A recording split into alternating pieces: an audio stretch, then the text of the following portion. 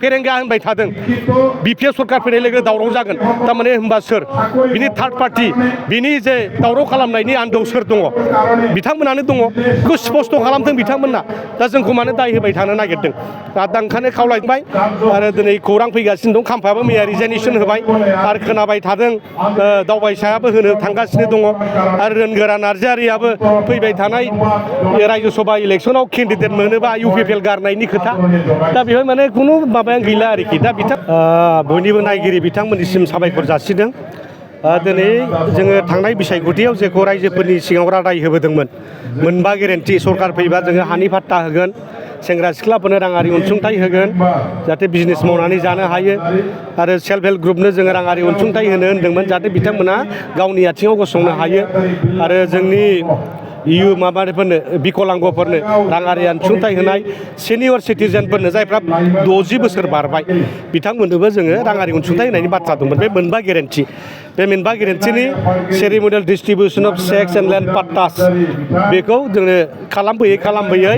दिनै गसाइगाव जिल्लायाव जोबसिगोन बेनि उनाव 1 बाजियाव जोङो सराइबिल समस्तियाव थांगोन आरो गसाइगाव पार्टी डिस्ट्रिक्ट हिसाबै दिनै जोबस्रांगोन खोब गोजोननाय मोनदों आरो जोंनि रायजो राजाफ्राबो जायफ्रा लिस्टआव हाबजादों बिथांमोना फैजोब्बाय चेक लानो आरो बेल' नङा जों इयुनावबो होलांबाय थागोन बेयो मोनसे जोंनि फ्लेगशिप स्किम बेयो 5 बोसोराव सोलिबाय थागोन आरो 5 बोसोरनि उनाव बिपिएफआ सरकार फैबा बे थाबाय थागोन दा बेवहाय माने गुनो गोथो गैया रायजोनो जे खोथा होदों बेखौ जों लाखिदों ससियेल मिडियायावहाय नुनो मोनबाय थादों न'खरसेयावहाय 2 लाखनि आबाद मोननाय आरो आइबिएसखौ बिपिएफनिया एसे बेले बेजे दा बेले बेजे बुंग्राफ्रा गोबां बुंगोन जायफ्रा माने कुवालिटि थायो दिनै माबा थायो केपासिटि थायो बेयो मोनहैगोनबो जेरेखम दा एद्रि फरिखायाव न'खरसेयावनो 7 गाहाम मोनदों नङा होमबा नुवाखै होमबा टेट फरिखायाव न'खरसेयाव 7 गाहाम पास जाद्लाबायदों बिसिबो फिसायबो पास जादों सोरबा बिहामजोआबो पास जादों नङा होमबा दा बेफोर जागोन जायफ्रा माने स्किल सार्टिफिकेट होनो हादों बिसोर मोनगोन जायफ्रा माने प्रजज्य बेफोर मोनगोन जायनि न'खराव सानैबो लेंग्रा लेंग्रि फिसा दंबा बिमायाबो मेगन मोजां नङा फिसायाबो माने आथिङा मोजां नङा बेलाय न'खरसेयाव सानैयाव मोनखागोन नङा होमबा जायनि न'खराव रावबो हेन्डिकेप गैया बोरै हेन्डिकेपनिखौ मोननांगौ ओमफ्राय सोरहाबा जेनेबा न'खरसेयाव 60 बोसोर सानाय बोराय बुरियानो गैया बे न'खरसेयाव दङ बोरायबो बुरिबो 60 बोसोरनि बारबाय थैथारसै ओरैबादि थाबायनो हायो बिसिनायाव थानाय बे न'खरसेया मोनहैगोन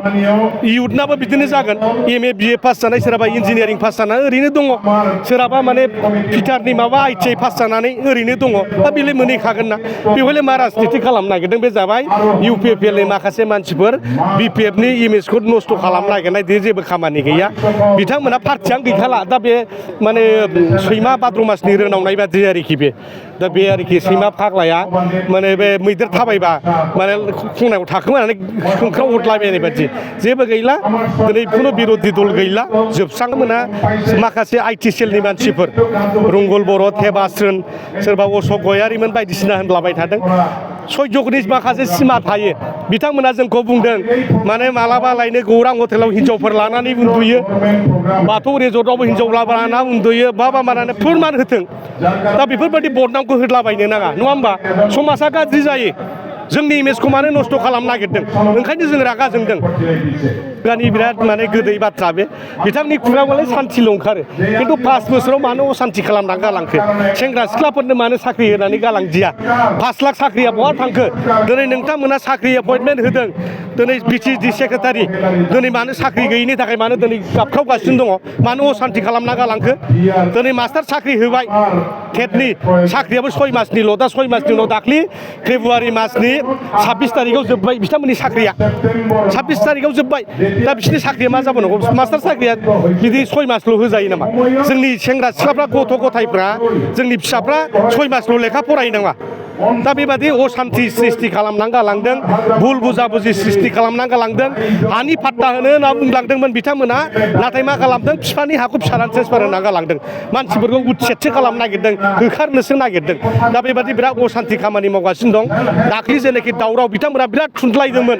आदिबासिजों बर'जों नांलायफिननायनि बिराद थुनज्लायदोंमोन सिगाङाव अर सावलायफिनबा हामगौ होननानै जेसेबां अर सुग्रा बे इउपिपिएल नेताफ्रानो खालामदोंमोन खिन्थु जों बिपिएफनि नेता दैदेनगिरिफ्रा जों गासिबो मानसिफोरजों रायलायनानै सावथालफोरजों रायलायनानै आदिबासि नेताफोरजों जों रायलायनानै जोङो दिनै बेखौ दिनै मोनसे सान्थि परिबेस लाबोफिननो हादों दा खिन्थु इउ पि पि एल आ बेखौ नांजायाखै मोजां मोनाखै दावरावसो जानांगौ बिसोरनि बादिब्ला जायखौ आङो बे रुंगुल बर'मोन सोरबा अशक गयारि केबास्रोनमोन जेसेबांनाखि आइटिएल नि सेलफोर दङ जोंखौ बेबादि मोखाङाव हाद्रि सारनो नाङा हांगार फुननो नाङा